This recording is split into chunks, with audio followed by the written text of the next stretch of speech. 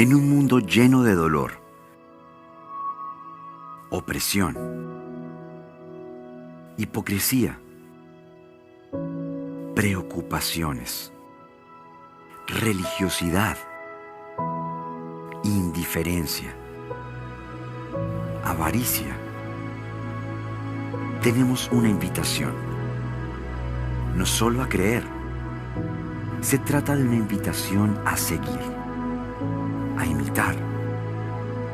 Esta es la manera de experimentar la verdadera plenitud de la vida. Es momento de pensar, ¿qué haría Jesús?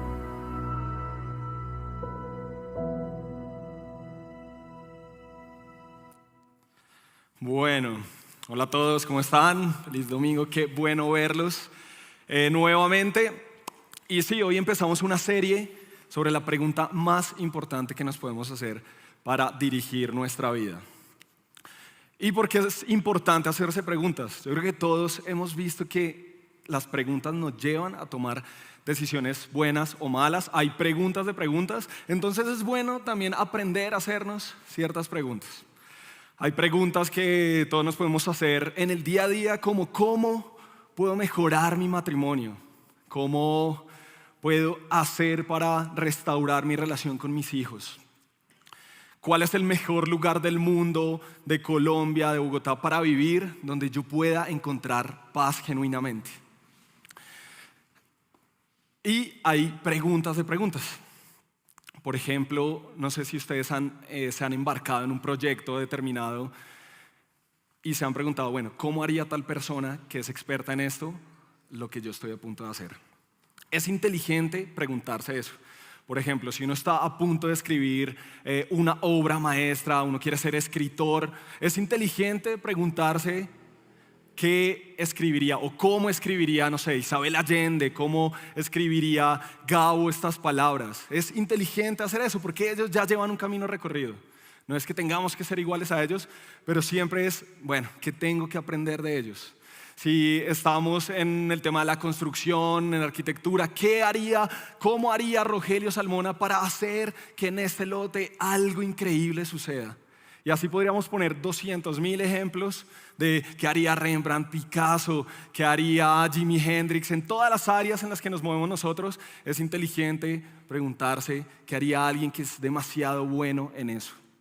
Hasta en el estudio y en el trabajo, yo creo que nosotros a veces lo hacemos. No sé si les ha pasado, uno llega a un trabajo que tiene una responsabilidad nueva y uno literalmente, o sea, como que se enfrenta a algo, le dicen, bueno, tienes que hacer eso y uno ni idea cómo hacerlo. O sea, ¿qué es lo inteligente ahí? De pronto no es, no, voy a hacer, o sea, voy a mandarme y después miro las consecuencias.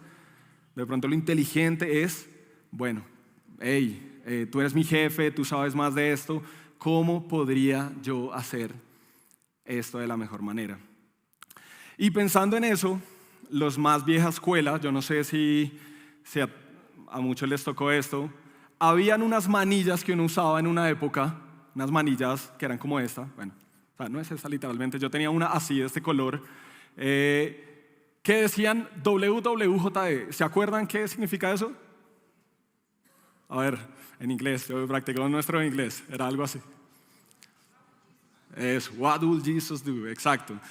Significaba ¿qué haría Jesús? Y yo me acuerdo, yo tenía una manilla igualita a esta naranja. Y me acuerdo que eso era chévere porque uno se la ponía, o sea, literalmente, era como que yo usaba mi manilla, esta no dice eso, tristemente.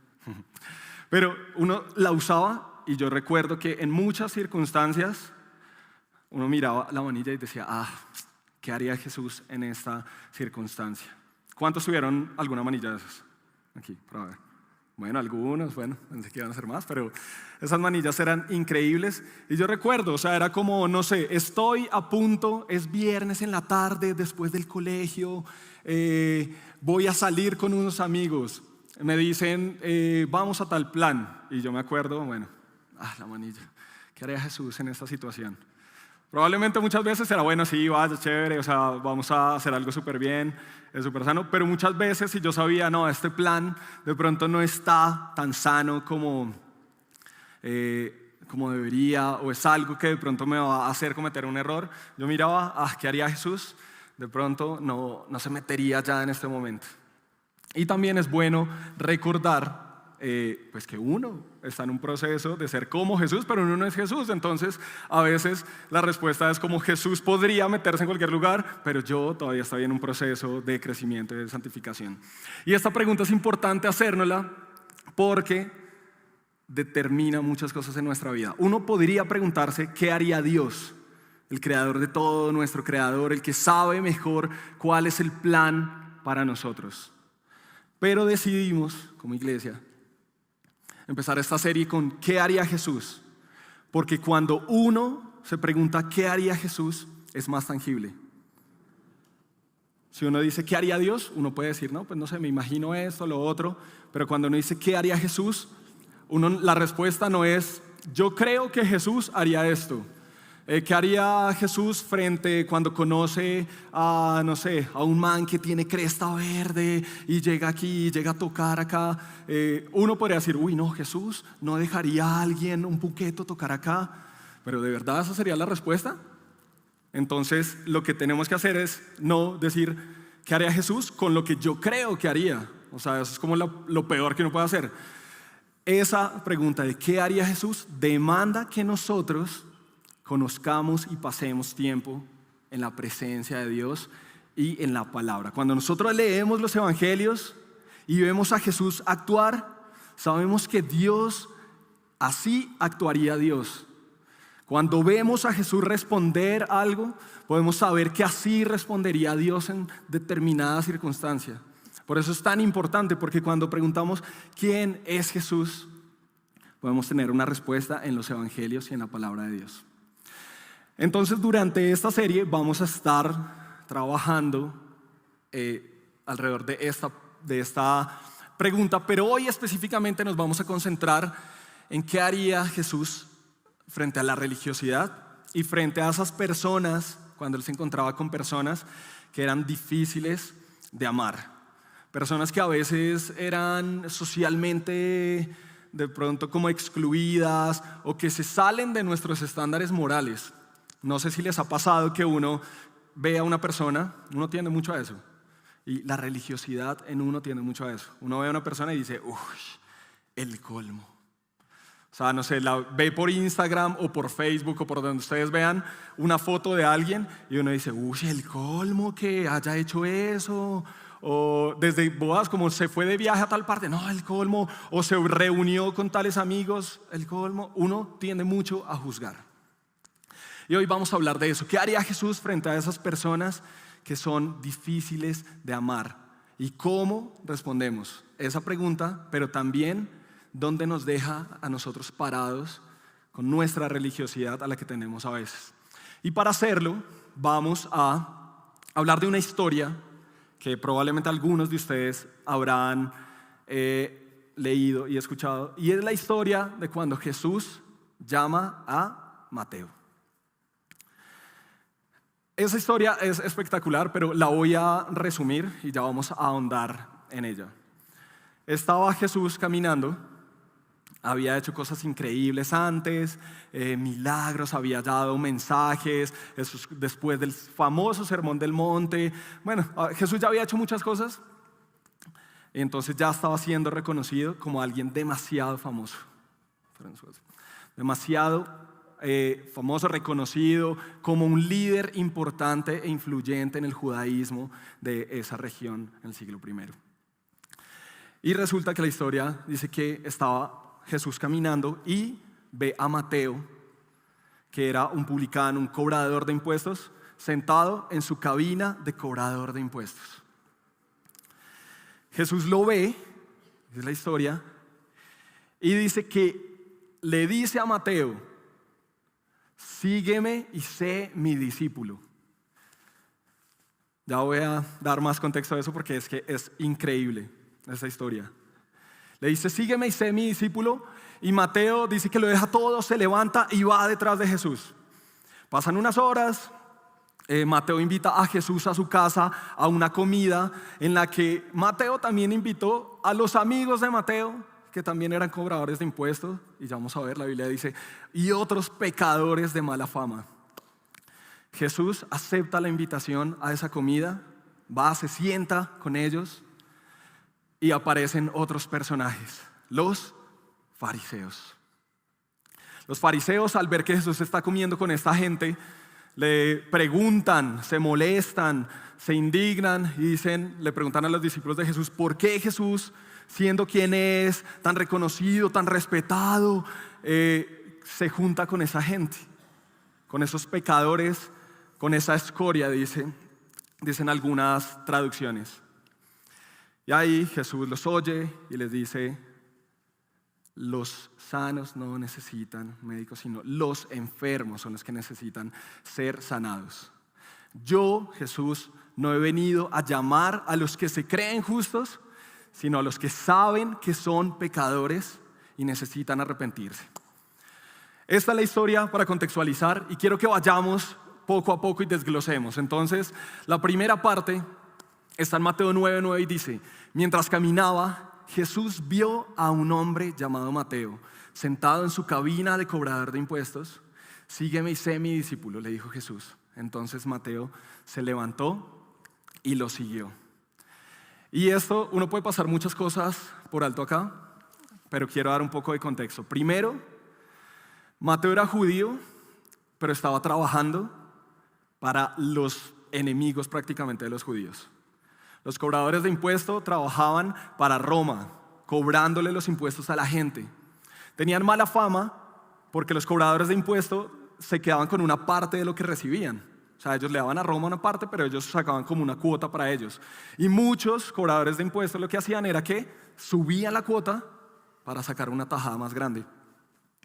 La gente los detestaba. O sea, los judíos los detestaban porque era como, usted es de los nuestros, pero se vendió, o sea, usted es el lavaperros de Roma. O sea, se vendió a Roma y nos está haciendo daño a nosotros.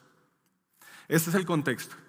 Entonces Jesús, ahí entra, Jesús, el rabino de los judíos, el que todos están viendo, que ha hecho milagros, señales, prodigios, que dio el sermón del monte, que probablemente es uno de los sermones que transformó para siempre la historia de la humanidad.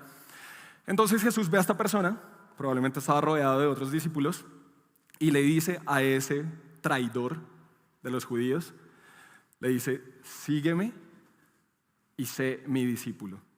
Ser el discípulo quería decir que iba a estar pegado a Jesús 24/7, que iba a estar muy cerca, que iba a disfrutar de todas las enseñanzas. Mejor dicho, era un privilegio ser discípulo de Jesús. Esto seguramente fue escandaloso para muchas personas. O sea, seguramente muchas personas empezaron a juzgar, a señalar, a criticar. Uy, pero ese Jesús, o sea, si es tan sabio, tan inteligente, ¿cómo se le ocurre llamar al enemigo de los judíos?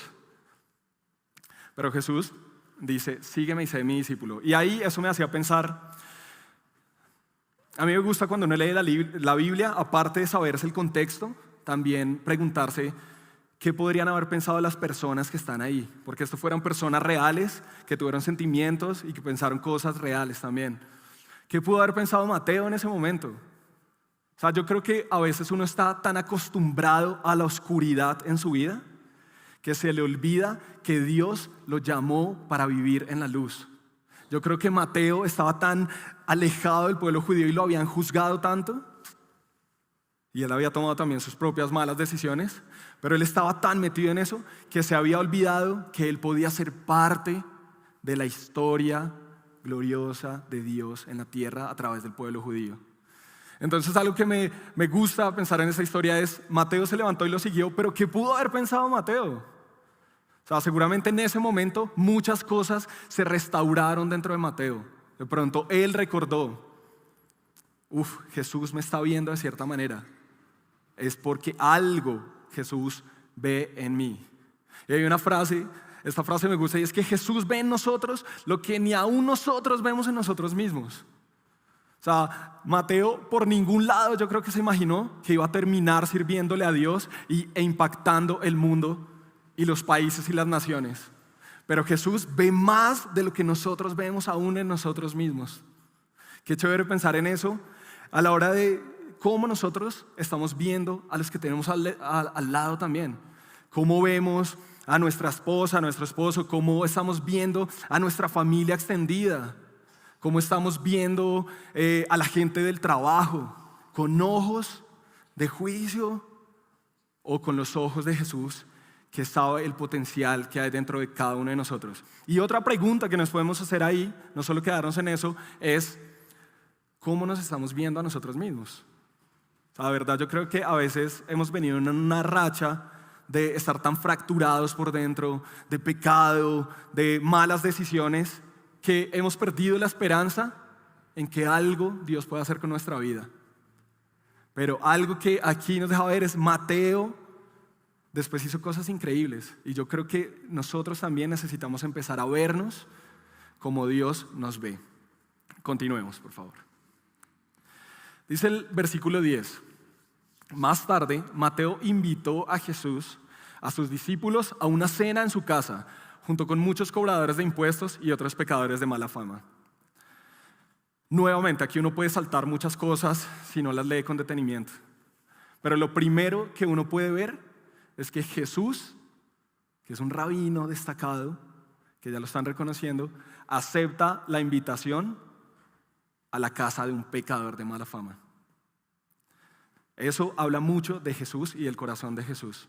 Muchas veces nosotros nos hemos vuelto tan políticamente correctos, o sea, como que nos importa tanto solo la imagen que proyectamos, que olvidamos que a Dios le importa es hacer lo correcto.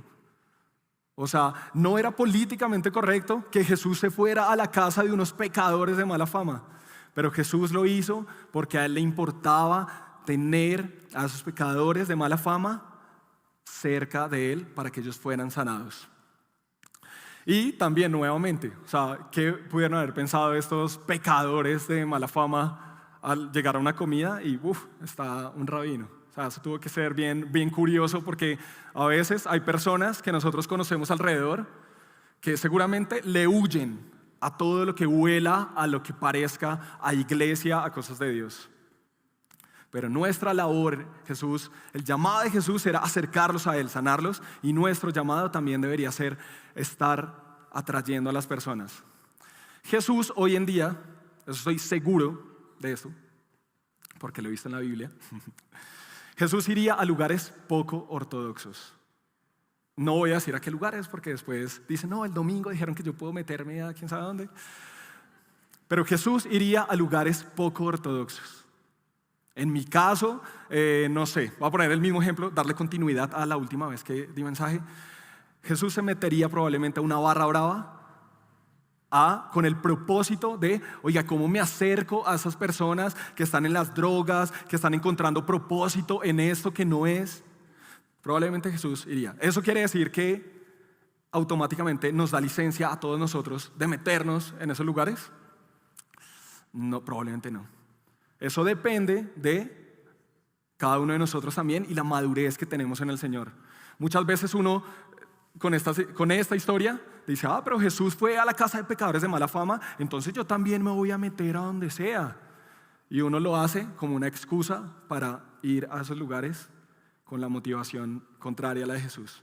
Entonces Jesús iría solo para divertirse, solo para, no, la voy a pasar bueno, la fiesta está buenísima, ese toque de Rock al Parque está increíble este año.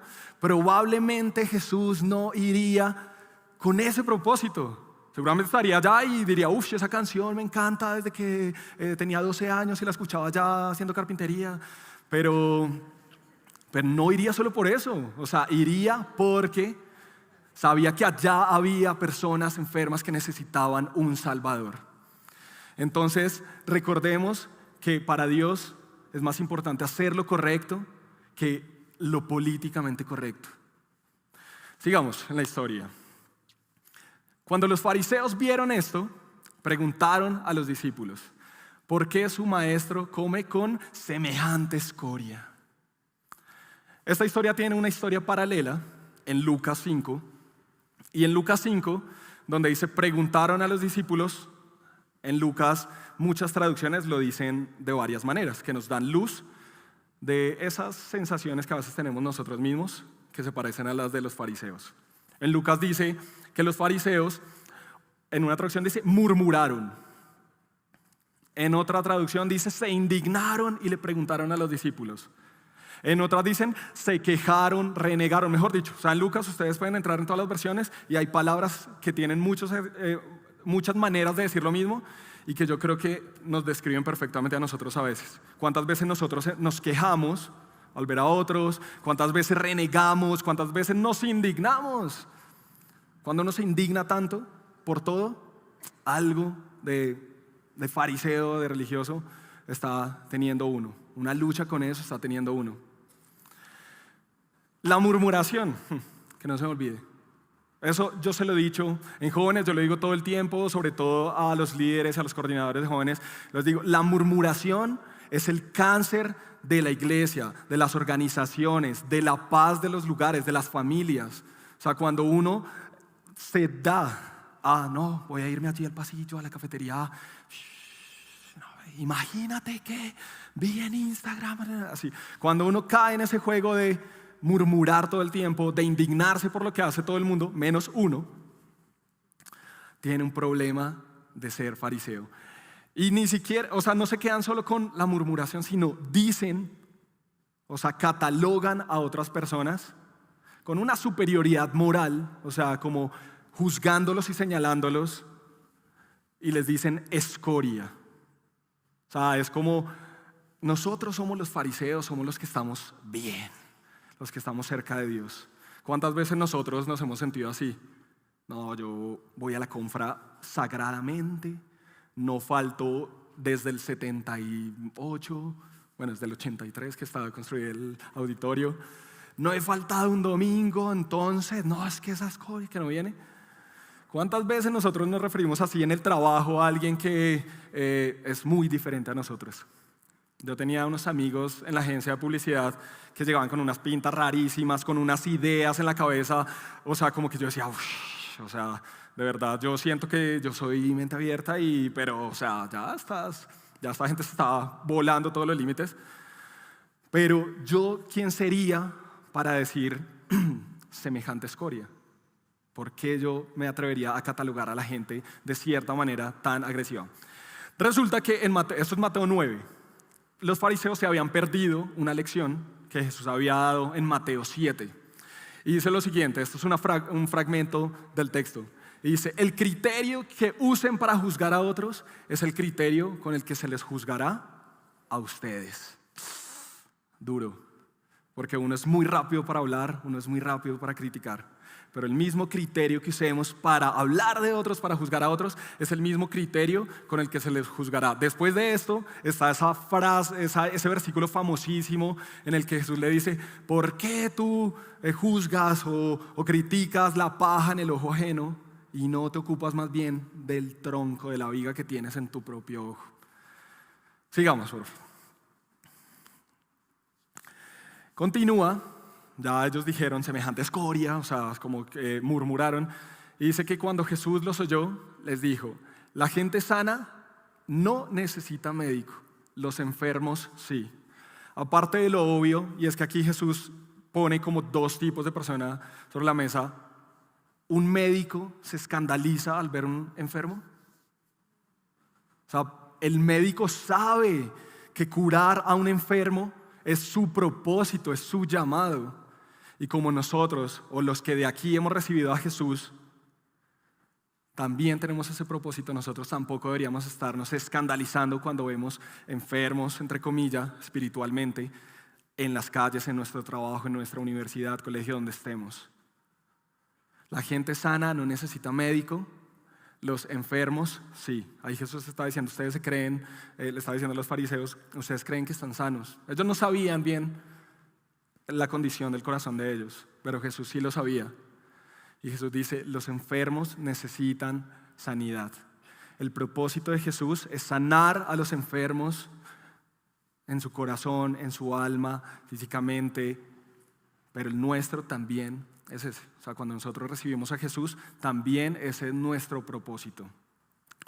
Y termina esta gran historia con el versículo 13, dice, luego añadió, ahora vayan y aprendan el significado de la siguiente escritura. Esto me parece súper bacano porque es como medio irreverente de Jesús decirle eso a los fariseos, que eran como pues personas respetables, estudiosas de la palabra, seguidores de la ley, gente influyente, eran maestros, muchos de ellos. Pero Jesús les dice, y ahora dicho esto, ustedes que estaban murmurando, dicho todo lo anterior, ahora vayan y aprendan. O sea, es como, ¿cuánto necesitamos nosotros también aprender antes de hablar tanto y de juzgar tanto? Dice, quiero que tengan compasión, no que ofrezcan sacrificios, pues no he venido a llamar a los que se creen justos, sino a los que saben que son pecadores. Esa es la nueva traducción viviente que me parece súper bacana, que explica muy bien muchas cosas. Pero en otras versiones, y en Lucas también dice, no he venido a llamar a los justos, sino a los pecadores, y cierra, que necesitan arrepentirse. O sea, no es solo como que, no, sí, yo sé que yo soy pecador y ya, tampoco. O sea, yo sé que soy un pecador que necesita arrepentirse, que necesita la sanidad de Jesús. ¿Cuántas veces uno cree cosas que como que no son la realidad que uno está viviendo? El mundo está lleno de apariencias. Voy a ir cerrando. O sea, todos es como que tendemos y la sociedad nos lleva a querer aparentar muchas cosas. Pero cuidémonos de no aparentar ser justos, sino a reconocer nuestra fragilidad y que nosotros necesitamos tanto la gracia de Dios como cualquiera de esos pecadores de mala fama que están allá afuera. Nosotros lo necesitamos. Y si Jesús, siendo perfecto, se acercaba a estas personas, ¿cuánto más nosotros que somos imperfectos, que hemos recibido la gracia de Dios? La religiosidad es enemiga del Evangelio. Sigamos con esta frase, por favor. La religiosidad es enemiga del Evangelio porque aleja de Dios a aquellos por los que Jesús murió. No sé si lo habían pensado, pero cuando uno está juzgando y juzgando y juzgando, uno va alejando personas por las que Jesús murió. Sigamos, por favor, para ir terminando. Entonces, ¿qué haría Jesús frente a personas difíciles de amar? Con esto voy a hacer una aclaración. Yo no estoy diciendo que uno tiene que ir por la vida aprobando el pecado de las personas, ni uno mismo lanzándose al pecado, porque Jesús nos ha sanado. En la Biblia dice que donde abundó el pecado, sobreabundó la gracia. Hasta ahí muy chévere, la gracia de Dios sobreabundó. Pero después dice, entonces pecaremos para que abunde la gracia. Y Pablo dice, de ninguna manera, porque si ustedes han sido sanados, ¿cómo pueden continuar pecando? ¿Cómo pueden seguir en lo mismo? Jesús, ¿qué haría frente a ellos? Más que decirles de qué deben alejarse, deberíamos estarles diciendo a quién deben acercarse. En el trabajo, imagínense, o sea, aquí hay un montón todavía de sillas, tenemos un segundo piso. O sea, ¿qué pasaría si nosotros a veces ni siquiera hablábamos de Jesús, pero qué pasaría si cuando hablábamos de Jesús no les llegamos como, oye, aléjate de esto está muy mal, tú eres el colmo, eres un pecador de mala fama? Sino les decimos, oye, hay un mejor camino. Necesitas acercarte a alguien. A veces esperamos que la gente cambie su comportamiento sin que Dios haya cambiado su corazón primero. Y lo que tenemos que ayudarlos día tras día, es nuestra misión también, es acercarlos a la persona que es la fuente de todas las cosas buenas, de todas las bendiciones, a la fuente de agua viva y a la persona que puede literalmente sanar su corazón.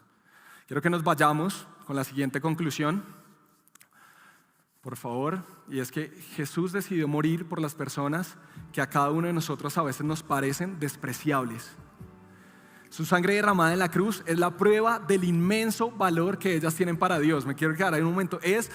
Jesús derramó la sangre en una cruz por personas que a veces nosotros despreciamos. Pero esa sangre es la prueba de que esas personas también tienen un valor inmenso para el Señor. Continuemos. Por eso, En lugar de ir por la vida como fariseos, juzgando, señalando y murmurando, hagamos lo que haría Jesús. Mostremos amor, compasión y contémosle a las personas allá afuera, en nuestros trabajos, en nuestras universidades, a los que se ven enfermos, sí, a ellos, acerquémonos y contémosle que hay un Salvador que quiere acercarse a ellos para transformarles y llenarles la vida. Qué chévere que dentro de 8 días, que dentro de 15 días empezáramos a aplicar esto y pudiéramos empezar a ver entre nosotros a personas que no sería como lo políticamente correcto muchas veces, ¿no? Personas que decimos, esta persona está tan rota, pero qué chévere que estuvieran acá acercándose a su Salvador. Qué chévere que nos llevemos ese desafío de juzgar menos la paja en el otro y examinarnos y decir, Dios, gracias porque aun cuando yo era pecador, tú moriste por mí. Yo necesito tanto esa gracia como la necesitan las personas allá afuera. Así que quiero que nos vayamos con ese desafío. Si ustedes no se identifican con los fariseos, sino de pronto están llegando por primera vez y más bien se están identificando en su vida como, no, yo soy ese que entraría en la lista de los pecadores de mala fama, de verdad tengo la vida hecha un desastre. Yo quiero decirles que hay esperanza en Jesús, que Jesús quiere transformar su vida, que ustedes pueden llegar como son a Jesús sin ponerse máscaras, porque Jesús conoce su corazón y Jesús de verdad tiene el poder para hacer algo que ustedes ni se imaginan en su vida. Así que lo primero que tienen que hacer si ustedes se consideran como esos pecadores es acercarse a Jesús, reconociendo que son pecadores y que necesitan arrepentirse, pero pedirle a Jesús, por favor, entra en mi vida y cámbiame, te necesito. Oremos, por favor. Jesús, gracias, Padre, porque tu fidelidad es grande con nosotros, Señor. Gracias porque aun cuando nosotros muchas veces te fallamos, tú, Señor, te acercas con amor, con compasión. Gracias, Padre, porque reconocemos que tenemos fracturas, que tenemos grietas en nuestro interior que necesitan ser sanadas por ti. Gracias, Señor, porque tú has hecho algo en nuestras vidas. Y perdónanos tantas veces, Dios, que se nos olvida que nosotros también estábamos perdidos y que necesitamos de tu abrazo y de tu amor y de que tú nos acercaras a ti. Perdónanos por olvidar que tú nos diste tu gracia, tu amor, y ayúdanos, Señor, a actuar como actuó Jesús, a preguntarnos todos los días, ¿qué haría Jesús frente a las personas difíciles? Y ayúdanos, Dios, de verdad a acercarnos con ellas con compasión, con un nuevo camino de vida. Ayúdanos a que las personas te conozcan a través de nuestra vida, de lo que hacemos, de lo que decimos, que nosotros seamos un puente para las personas hacia ti y no una pared con la que se chocan por nuestra religiosidad. Así que, por favor, ayúdanos esta semana a dejar la religiosidad a un lado, a ver las personas como tú las ves, y que nosotros mismos también, cuando necesitamos recordar que fuimos creados para la luz, también podamos entender eso, que tú también nos amas y tienes un plan para nosotros. En el nombre de Jesús, amén.